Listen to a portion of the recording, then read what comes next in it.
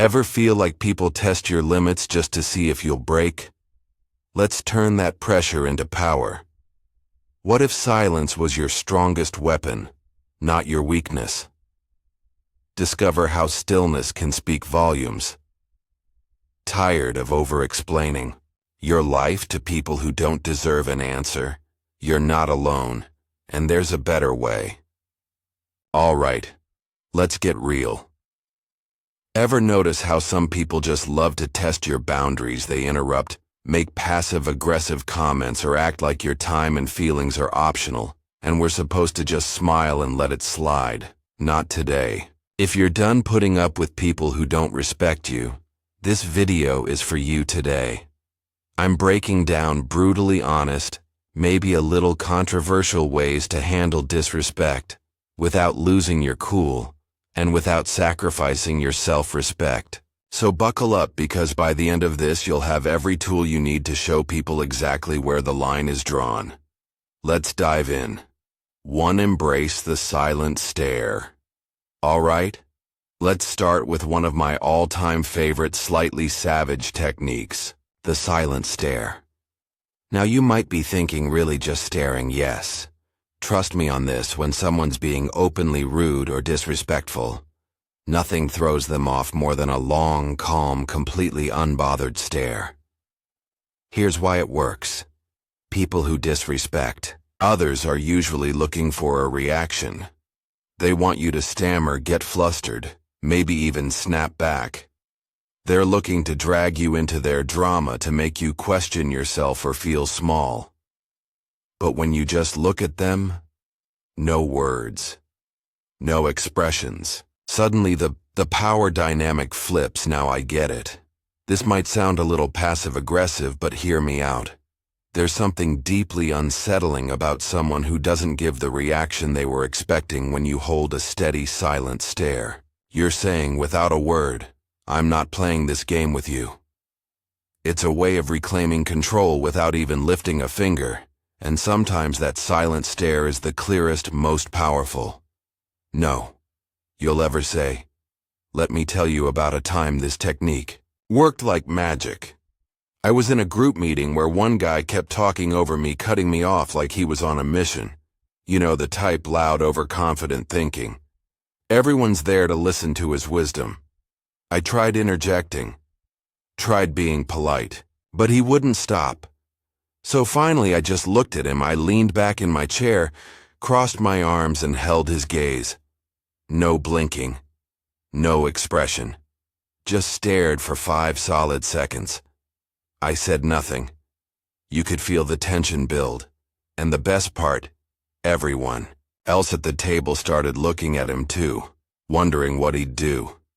You know what happened? He got uncomfortable, stumbled over his words, and suddenly looked anywhere but at me. Didn't interrupt me for the rest of the meeting. That silent stare did, more than any words could have, and it didn't just stop his behavior in the moment. He actually started treating me with more respect after that, as if he'd finally realized I wasn't someone he could just bulldoze. Sometimes you have to show people who you are without saying a word. Let's dig a little deeper. Because this is more than just a power move. When you embrace the silent stare, it's like a reminder to them and to yourself that you don't have to dance to someone else's tune. You don't owe anyone an emotional reaction, and you don't have to prove yourself to people who don't see your worth. This is about reclaiming your space, your peace, and your dignity. Too often when someone is disrespectful, we feel an urge to defend ourselves, to make our case, or worse, to let it slide, because we don't want to create a scene. But the silent stare, it's not about being aggressive. It's about showing that you're grounded, unbothered, and unapologetically in control of your own emotions. It's also about accountability. People who are used to disrespecting others often do it without even thinking. They've never been called out, never faced real consequences for treating others poorly. When you give them that silent, deadpan look, it's like you're holding up a mirror. Suddenly they're left alone with their own behavior. You're not telling them they're wrong, you're showing them. And most people don't like to see themselves like that. That's why this works. I've noticed that this silent stare tactic does more than just get the other person to back off. It also strengthens your sense of self-worth. When you stand there silent, and still you're reminding yourself that their words or actions can't shake you. I used to be the type who'd nervously laugh off rude comments or try to explain myself when someone questioned my choices, but honestly, that just drained my energy and made me feel worse. Learning to just look at someone, to let that silence fill the room without backing down, was a game changer. It feels like a small act of defiance, a quiet but powerful declaration of self-respect. So if someone's being rude, pushing boundaries, or making you feel less than, try the silent stare. Just look at them. Let them feel the weight of your cow. You'll be surprised at how uncomfortable it makes them, and how empowered it makes you feel. The silent stare says, I respect myself too much to get dragged into your negativity, and that's a message worth sending. To embrace silence as your answer. Here's a little secret weapon that's incredibly underrated: silence. When someone disrespects you, one of the most powerful responses is no response at all. Now I know what you're thinking. Silence feels passive, almost like you're letting them get away with it. Right. But here's the truth. Silence is far from passive. It's a choice. And sometimes it's the boldest, loudest answer you can give when someone's throwing negativity at you. They're trying to pull you into their drama, to make you feel small or defensive, but when you don't engage, when you just let their words hang in the air without responding, it forces them to sit alone with their own behavior. And that silence, it's deafening now. Here's why this works so well. People who disrespect others usually expect a reaction. They're looking for a fight, a justification, or just some kind of validation for their own behavior. But silence says, I'm not giving you my energy by not engaging. You're keeping control of the conversation and letting them know I'm not here to entertain your disrespect. Sometimes the most powerful way to communicate is by not communicating. It's a quiet, subtle reminder that they're not worth your time or words. I remember once being in a situation with someone who just couldn't resist making these little digs. You know, the kind of person who hides their insults as jokes and tries to pass it off as harmless fun. So one day he says something completely unnecessary about work, clearly just to get a rise out of me. Normally I would have tried to explain myself or maybe even fired back a comment, but this time I just looked at him, raised an eyebrow, and said absolutely nothing. I let his words hang in the air, let him feel that awkward silent pause, and you know what? He didn't know what to do. He looked at me, then looked down, mumbled something, and moved on. That moment was the last time he tried pulling that with me. It was like he realized that if I wasn't reacting, there was no power to be gained, and that's the beauty of silence. It starves disrespect of the attention it craves. Here's the deeper message. When you choose silence, you're choosing yourself. You're saying, I value my peace over your opinion of me, and that's not just empowering. It's revolutionary. So often we feel pressured to respond, to explain ourselves, to defend our choices, or prove our worth to people who frankly aren't interested in respecting us. But by embracing silence, you're refusing to play by their rules. You're taking a stand without lifting a finger. You're letting them know you're not worth my words. And it's not just about controlling the situation, it's about reclaiming your energy. Silence is like a filter. It keeps your peace intact by blocking out the negativity that others try to project onto you. The moment you stop feeling the need to respond to every rude comment, every passive-aggressive jab, you free yourself. You stop giving people access to your inner world, and you start living on your own terms. I'll be real with you. Look, learning to use silence wasn't easy for me. I used to think that if I didn't defend myself, I'd look weak or passive. But I started noticing something interesting. Every time I responded to people who disrespected me, I'd end up drained and frustrated. But when I held my tongue, when I let their comments pass by like white noise, I realized that I felt lighter, stronger, more in control. It's like I took back a piece of my power every time I chose silence over reaction. So here's my challenge to you: the next time someone disrespects you, just pause, take a deep breath, look them in the eye and say nothing. Let your silence speak for itself. You might be surprised by how uncomfortable they get and how freeing it feels for you. Embrace silence as your answer, because sometimes saying nothing is the most powerful statement of all three. Stop explaining your choices. All right, this one's going to hit home for a lot of us. Stop explaining your choices seriously. How many times have you made a decision for yourself only for someone to immediately start asking you, why? Why did you do that? Why didn't you go to that event? Why you take that job? People seem to think they're entitled to an explanation for everything we do. And here's the honest truth: they're not. Your choices are your own, and you don't owe anyone an explanation for how you live your life. It might sound controversial, but let's face it, if someone's questioning your choices, they're often not looking to understand. They're looking to judge. They're looking to poke holes, to make you doubt yourself, or to feel better about their own decisions. By making you second-guess yours, and you know what, you don't have to play along. When you stop explaining yourself, you reclaim your autonomy and show them that your life isn't up for debate. Let's dig a bit deeper into why people feel so entitled to an explanation in the first place. When people question your choices, it's often because your decision challenges their view of the world. Maybe you're taking a risk they're too scared to take. Or maybe you're stepping out of the norm they find so comforting. Your independence or willingness to do things differently can make them uncomfortable. And asking you to explain is their way of trying to fit you back into their comfort zone. But here's the kicker: just because they're uncomfortable doesn't mean you're responsible for reassuring them. Your life isn't a public service announcement. You don't have to justify your choices to anyone.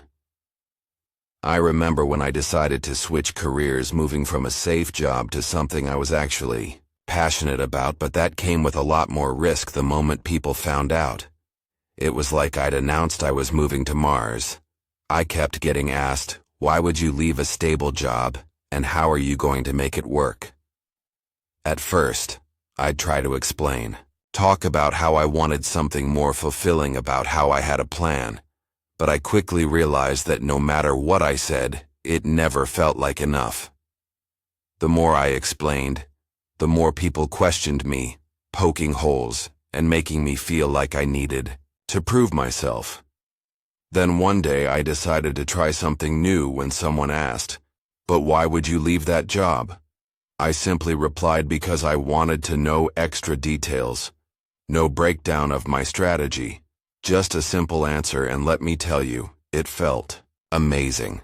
The silence that followed was everything. People didn't know how to respond, because I'd taken away their powers to question my choices. And you know what? They eventually stopped asking. Here's the real beauty of not explaining yourself. It's freeing. It's you standing in your own truth, knowing that your decisions are enough simply because you've made them. When you stop justifying your actions, you give yourself permission to live authentically without the weight of other people's expectations. You stop wasting your energy on explanations and you start pouring it into actually living the life you want. There's a powerful lesson here. Your life doesn't need an audience vote. Not every decision has to be analyzed or approved by others, and when you stop explaining yourself, you're letting people know, I'm confident enough in my choices that I don't need your approval. Think about it. When was the last time you saw a truly confident person breaking down their decisions for others? Probably never, because people who own their lives don't need external validation. They know that the only approval that matters is their own look. I've been there. I used to be the person who'd give a full PowerPoint presentation on why I was doing something, just to get people on board. But over time I realized that explaining myself to everyone was only making me second-guess my choices. So I made a PCT with myself. If someone asks me about a decision, I'll answer briefly. Maybe give a sentence or two. If they push for more, I smile and move on, and you know what? Life got a lot lighter. The more I stopped explaining, the more confident I became in my own decisions. So here's my challenge to you. The next time someone questions your choices, resist.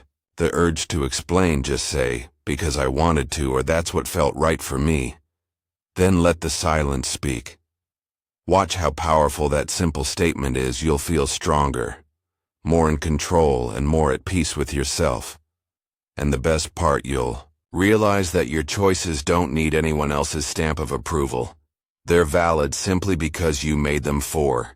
Keep your distance. Let's be real. Sometimes the best way to handle people who don't respect you is to just keep your distance. I know it sounds harsh, maybe even a little cold. But here's the hard truth: not everyone deserves a front row seat in your life. And if someone's consistently disrespecting you, one of the healthiest moves you can make is to give yourself some space from them. This doesn't mean you hate them, or that you're being dramatic. It means you respect yourself enough to protect your energy. Keeping your distance isn't about being mean or ignoring people. It's about choosing where and how you spend your time and energy. Imagine your life as a limited access club. Not everyone gets a VIP pass. If someone's constantly crossing your boundaries, making you feel small, or just radiating negativity, why on earth would you keep them close? It's okay to step back. In fact, it's crucial. Distance can give you the clarity to see things as they really are, free from the fog of emotional manipulation or guilt.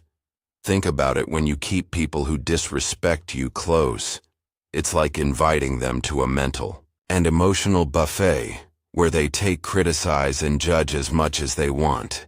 And then we wonder why we feel drained, anxious, or frustrated. Giving yourself space from these people is an act of self-preservation. It's about protecting your mental health, preserving your peace, and making room for people who actually respect and uplift you.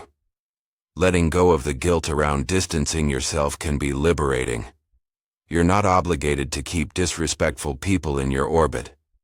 I'll share a little story. I once had a friend who would always find a way to make snide comments about every choice I made.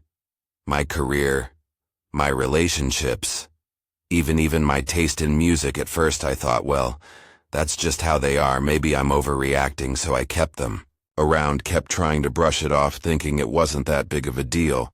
But over time, those little jabs started getting under my skin.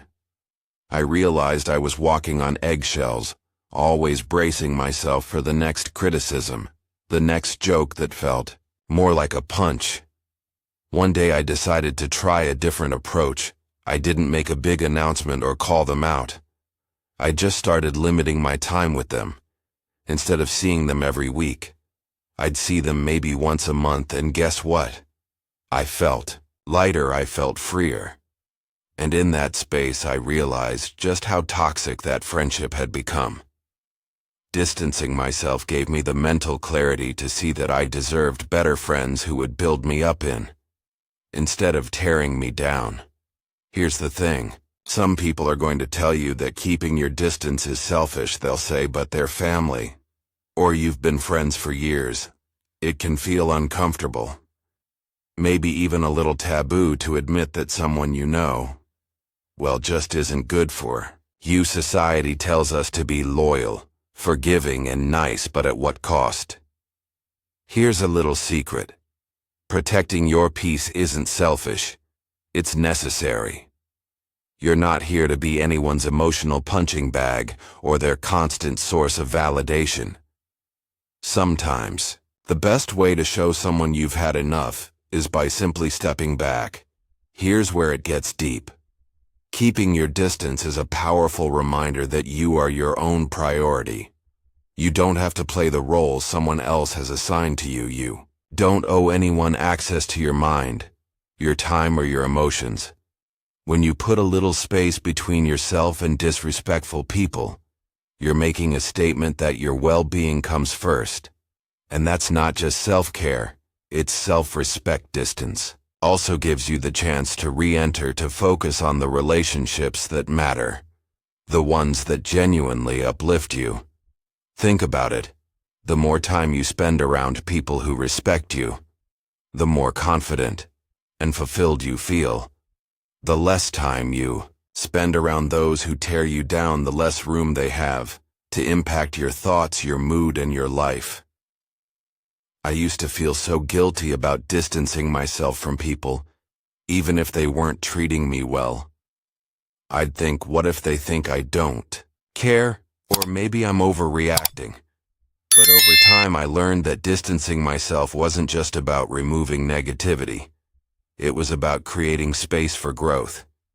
When I started giving myself permission to distance from disrespectful people, I felt a new kind of freedom. I had more energy, more peace, and a clearer vision of who I wanted in my life. So here's my challenge to you. Think about the people in your life who constantly disrespect you, who make you feel small or drained. Then ask yourself, do they really deserve this much access to me? 5. Hold your head high, all right? Let's talk about an old school classic that never goes out of style, holding your head high. Now I know this might sound like generic advice, but trust me, this one is pure gold when dealing with people who don't respect you. Here's the thing, when someone is disrespectful, they're banking on making you feel small. They want you to doubt yourself, to lower your eyes, to shrink into yourself. But when you stand tall and hold your head high, you're saying without a word, I know exactly who I am, and nothing you say or do will make me feel less. Here's what's powerful about this confidence. Makes people uncomfortable, especially people who disrespect others. Why? Because they rely on the idea that their words or actions have the power to influence you, to control you in some way. When you refuse to let their disrespect touch you, when you literally stand taller and hold your head up high, you're showing them that they don't have the power to bring you down. You're unbreakable. And people who thrive on disrespect don't know what to do with that. It throws them off balance. It makes them question their power, not yours. I remember being in a situation with someone who just couldn't resist throwing little insults my way every time we met. You know, the type, always a smirk, always a joke that feels more like an attack. I used to try and brush it off, but honestly, it got to me. I found myself starting to dread being around them, feeling like I had to defend myself every time. But then one day I decided I was done. Feeling small, I showed up, shoulders back, head high, and every time they made one of their little comments, I just looked them in the eye, smiled, and carried on like nothing had happened. And you know what happened?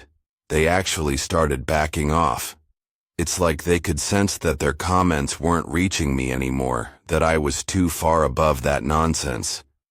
And suddenly their power faded. There's something magnetic about holding your head high. It's like a silent force field that says, I'm untouchable now. Here's where it gets a little spicy. People who don't respect you often hate seeing you confident. It messes with their world view. They want to believe they're above you, that they've got something on you, and when you walk around confidently, it disrupts that narrative to them. It's almost offensive. Society doesn't always know what to do with people who are unapologetically sure of themselves, especially when they refuse to let others' negativity define them. And let's be real, that can make you a bit of a target. But here's the thing. Holding your head high isn't about them. It's about you. It's about living as if you're fully aware of your worth, as if you've got nothing to prove. And that can feel like a radical act of self-respect. When you hold your head high, you're making a statement about your self-worth. You're declaring that no matter what, you see yourself as valuable, as deserving of respect, as inherent lie enough. And here's the deeper message. Self-worth isn't something you earn from others. It's something you claim for yourself. No matter what others think or say, you're walking through life as if you already have everything you need within you because you do. Holding your head high is a constant reminder that you're the main character in your own story, that no one else's opinion has the right to make you feel less. And the beauty of it, the more you practice this, the less the disrespect of others will even register. You'll be too busy living in your own lane, too secure in who you are to be bothered by anyone else's attempts to knock you down. This didn't come naturally to me. I used to be the person who'd slouch, avoid eye contact, and just kind of shrink myself when people were critical or dismissive. It felt safer to disappear in a way. But over time I started noticing that every time I held my head high, every time I refused to let someone's negativity seep into my spirit, I felt stronger. It was like I was reminding myself over and over that I didn't need anyone's approval to feel worthy. I could simply stand tall in who I was. Holding your head high isn't just about physical posture. It's about mental posture too. Walk into every room like you belong there. Don't shrink yourself to fit into someone else's idea of who you should be. If someone makes a snarky comment, let it roll off you. They're not seeing the real you. They're projecting their own insecurities. So why let it bother you? Here's my challenge to you. Next time you feel disrespected, whether it's a subtle dig or a full-on insult, don't react. Instead, take a deep breath. Pull your shoulders back and keep your head high. Look them straight in the eye as if to say, I see you, but I'm above this. You'll feel a rush of confidence, a sense of peace that comes from knowing that their words hold no power over you. Holding your head high is more than just good posture. It's a powerful silent statement of your self-respect. It says, I know who I am. I value who I am. And nothing you say can change that. Because at the end of the day, respect starts with you. The more you respect yourself, the less room there is for anyone else's disrespect to stick. Stand tall, own your worth, and remember, you're worth every bit of that confidence. And there you have it. Ways to handle people who just don't get it, and maybe never will.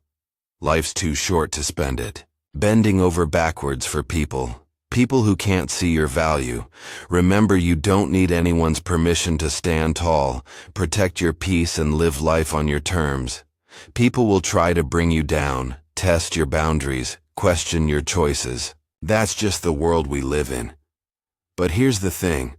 You get to decide what energy you let in, and you get to set the standard for how you're treated. The best part, the more you focus on your self-respect, the more you'll attract people who see your worth, who uplift you instead of dragging you down. It all starts with you owning your power and letting the rest fall into place. So hold your head high. Embrace the silence when it serves you, and never apologize for walking away from what doesn't serve you. Thanks so much for watching. If you got something out of this, give it a thumbs up and maybe even hit subscribe for more content on owning your life and building the confidence to thrive. Share this with someone who needs a reminder to stand tall, and hey, drop a comment below if you've got a story about handling disrespect or setting boundaries. I'd love to hear it. Until next time, take care, stay strong, and remember, respect starts with you. Conclusion. Respect begins within. When you stand firm in your self-worth, the opinions of those who fail to see your value lose their power. These strategies aren't about retaliation. They're about reclaiming peace, confidence, and control. Set your boundaries unapologetically, preserve your energy fiercely, and hold your head high. Because in the end, how you allow others to treat you is a reflection of how deeply you respect yourself.